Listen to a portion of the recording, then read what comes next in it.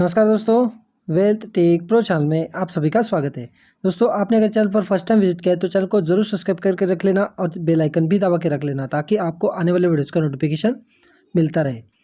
तो दोस्तों, आज हम इस वीडियो में चर्चा करेंगे नेक्स्ट 5 दिन बाजार के लिए कैसे रहेंगे, मतलब नेक्स्ट 5 दिन के बाजार का माहौल कैसा रहने वाला है और ऐसे कौन से इंपॉर्टेंट इवेंट है जो बाजार को ट्रिगर कर सकते हैं पॉजिटिव की ओर या नेगेटिव की ओर भी।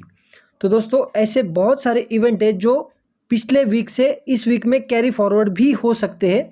आज हम इन्हीं सारे इवेंट्स के ऊपर डिटेल में चर्चा करेंगे। तो चलिए इस वीडियो की जल्दी से शुरुआत करते हैं क्योंकि बहुत सारे इवेंट लाइनअप है। सबसे पहले बेसिक जानकारी से शुरुआत करते हैं। नेक्स्ट वीक में हमें कोई भी हॉलीडे नहीं देखने के लिए मिल रहा है। इसका मतलब ये है 5 में से 5 दिन बाजार चलता ही रहेगा। दूसरा बेसिक जानकारी है वो है नेक्स्ट वीक में जाने से पहले लास्ट वीक में क्या हुआ था ये भी जानना जरूरी है। तो लास्ट वीक में हमें 2.5% के आसपास बड़ा करेक्शन देखने के लिए मिल रहा था निफ्टी 50 में, साथ ही बाजार में।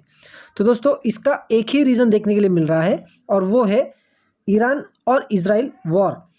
एक्चुअली इसको वॉर नहीं बोल सकते, छोटा मोटा एस्केलेशन ही बोलेंगे क्योंकि वॉर ये होता है जो कि रशिया ने यूक्रेन के ऊपर किया था और ऑफिशियली अनाउंस भी किया था रशिया ने। तो दोस्तों, उसको वॉर बोलेंगे, लेकिन यहाँ पे हमें छोटा मोटा एस्केलेशन ही देखने के लिए मिल रहा था और इसी की वजह से लास्ट ट्रेडिंग सेशन में मतलब फ्राइडे को बहुत ही बड़ा करेक्शन देखने के लिए मिला था। गैप डाउन ओपनिंग होते हुए देखने के लिए मिला था बाजार भारत का। इसका एक ही रीज़न देखने के लिए मिल रहा था और वो है मिसाइल की खबरें, मतलब मिसाइल से अटैक हुआ है ईरान की ओर। लेकिन ईरान ने जैसे ही इसके ऊपर बयान जारी किया कि भाई कोई भी हमें मिसाइल अटैक नहीं हुआ है हमारे ऊपर, और छोटा मोटा ड्रोन अटैक था और उसको भी हमने शटडाउन करके नीचे गिरा दिया है।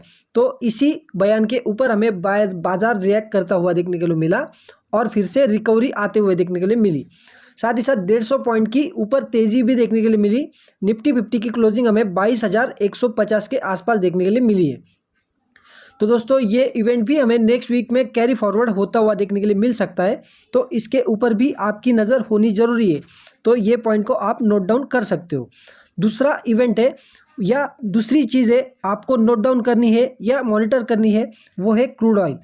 क्योंकि कोई भी वॉर अगर शुरू होता है कोई भी देश में या इंटरनेशनल मार्केट में, तो वहाँ पे हमें क्रूड ऑयल सबसे पहले अफेक्ट होता हुआ देखने के लिए मिल जाता है। तो दोस्तों, आपको अगर वॉर मॉनिटर करना है तो वॉर की न्यूज़ ना देखते हुए सिर्फ क्रूड ऑयल मॉनिटर करो, आपको वॉर से जुड़ी सब कुछ जानकारी एक ही मॉनिटर में देखने को मिल जाएगी। तो दोस्तों, ये भी इम्पोर्टेंट हो जाता है वॉर फैक्टर में, तो इसके ऊपर भी आपकी नज़र होनी ज़रूरी है। नेक्स्ट चीज़ है वो है एफओएमसी मीटिंग। नहीं दोस्तों, नेक्स्ट वीक में हमें कोई भी एफओएमसी मीटिंग नहीं देखने के लिए मिल रही है। नेक्स्ट टू नेक्स्ट वीक में हमें एफओएमसी मीटिंग देखने के लिए मिलेगी, लेकिन नेक्स्ट वीक में हमें एफओएमसी मीटिंग से जुड़े रिपोर्ट बाहर आते हुए देखने के लिए मिलेंगे। मीडिया रिपोर्ट्स, बाद में जो रेटिंग एजेंसीज है वो भी हमें कुछ भी या जो इम्पोर्टेंट न्यूज़ है वो बाहर देते हुए देखने के लिए मिलेंगे या आउट होते हुए देखने के लिए मिलेगी, और इससे रिलेटेड हमें बाजार रिएक्शन दे सकता है पॉजिटिवली भी और नेगेटिवली भी, क्योंकि अमेरिका का इन्फ्लेशन हमें बढ़ता हुआ देखने के लिए मिल रहा है। साथ ही साथ जो हमें रेट कट के जो होप देखने के लिए मिल रहे थे वो अभी कम होते हुए देखने के लिए मिल रहे हैं 2024 में। पहले थे 3 रेट कट आ सकते हैं, लेकिन अभी बाजार ये एक्सपेक्ट कर रहा है 1 या 2 ही रेट कट आ सकते हैं, ऐसा एक्सपेक्टेशन चल रहा है।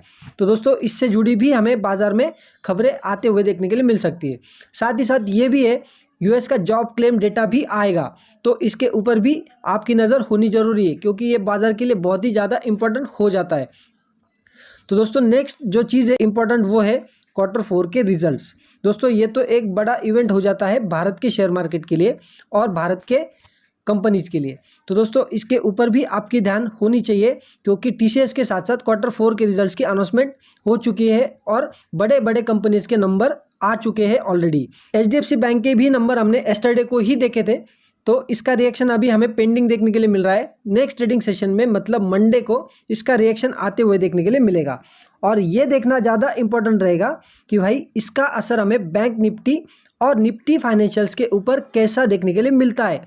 साथ ही साथ बाकी बैंकिंग स्टॉक भी इसके ऊपर रिएक्शन दे सकते हैं, ऊपर जा सकते हैं या नीचे भी आ सकते हैं, तो इसके ऊपर भी आपका ध्यान जरूरी है। साथ ही साथ एक और इम्पोर्टेंट स्टॉक है, वो है रिलायंस इंडस्ट्रीज़। जी हाँ दोस्तों, रिलायंस इंडस्ट्रीज़ के भी Q4 के नंबर हमें आते हुए देखने के लिए मिलेंगे मंडे को, मतलब कल ही। तो दोस्तों इससे भी जुड़ी जानकारी हमें कल रिएक्शन जाते हुए देखने को मिल सकता है रिलायंस इंडस्ट्रीज़ के ऊपर, और ट्यूसडे को भी आते हुए देखने के लिए मिल सकता है।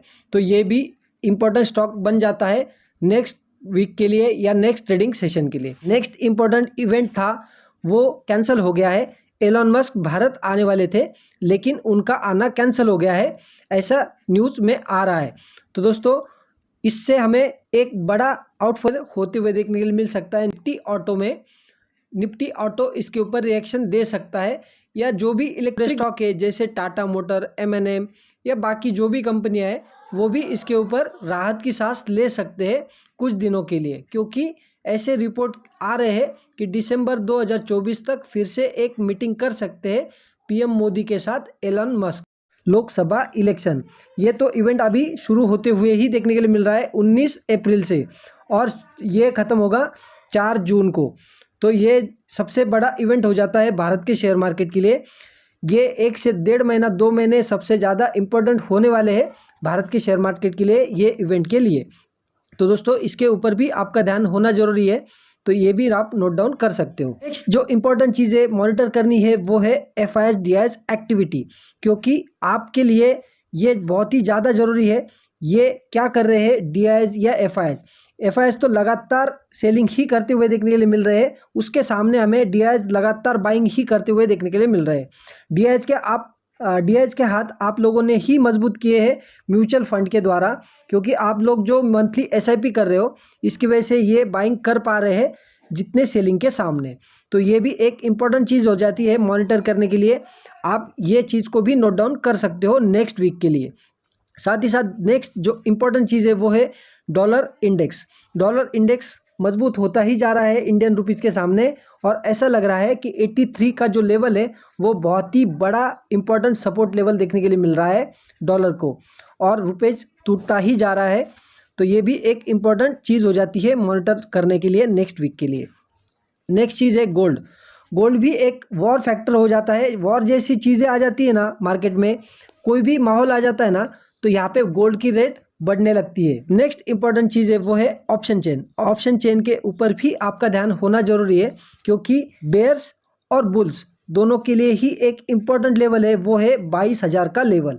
बुल्स ये कोशिश करेंगे कि 22,000 के ऊपर ही मार्केट रहे, और बेयर्स ये कोशिश करेंगे कि 22,000 के नीचे मार्केट को लेकर आए।